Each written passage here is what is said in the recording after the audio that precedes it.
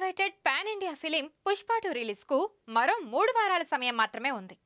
మరో 3-4 రోజుల్లో trailer release చేస్తున్నారు. ఇక్కడితో గట్టిగా ప్రమోషన్స్ ప్లాన్ చేశారు మేకర్స్.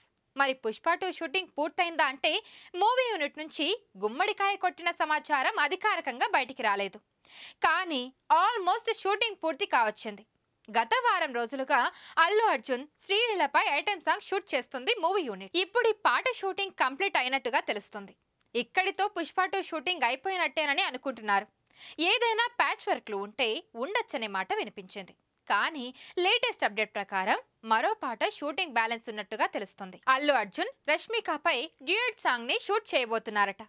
ఈ పాటతో షూటింగ్ మొత్తం పూర్తవుతుందని సమాచారం.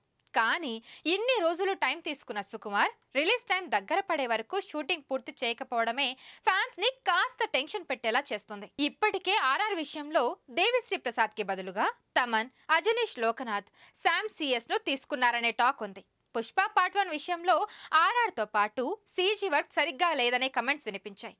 కాబట్టి ఫైనల్ స్టేజ్ లో మూవీ యూనిట్ పరిగెత్తాల్సిందే.